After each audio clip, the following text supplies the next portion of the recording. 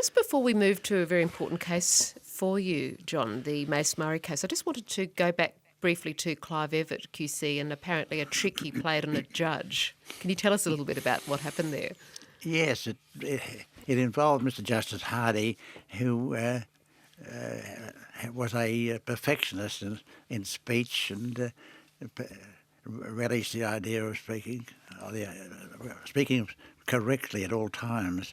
Anyway, Clive had a habit of, in jury cases, of getting very close up to the jury box. And most of our courts here, unfortunately, were very close to the end of the bar table where the plaintiff's counsel sat. So you could leave things around to be seen, or you get up and whisper. So in one of the courts in Sydney here, he was addressing the jury in a final submission, and he moved across very closely underneath the jury's box and began to talk quietly.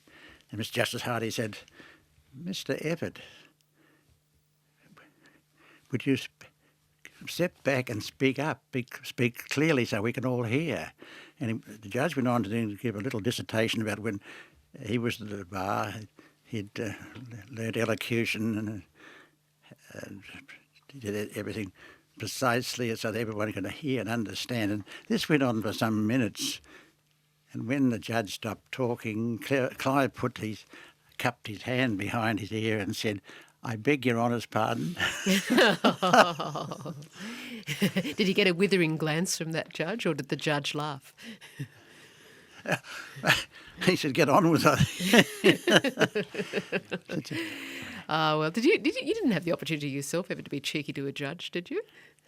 No, I don't think so. I've had confrontations with one when I was in the circuit in the Hunter Valley, and but we settled our differences in court. Who was the judge in question there? George Amsberg.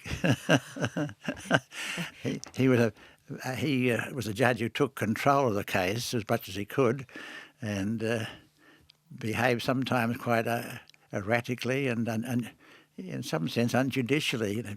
He would be inclined in some cases to put his thumbs, not one case, put his thumbs to his nose and held his nose, at the same time raising his hand above his head and pulling the imaginary chain downward to make it appear to the jury what he thought of that counsel's case.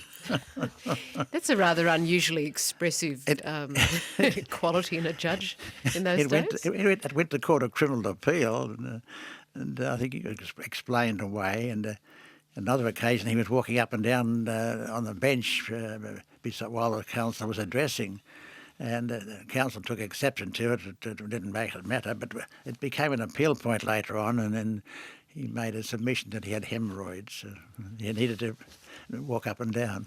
Mm-hmm. I mean, that sort of thing would be very much, well, I'd hate to say it, but I think the media would have a bit of a field day today with a judge like that. Yes, they did.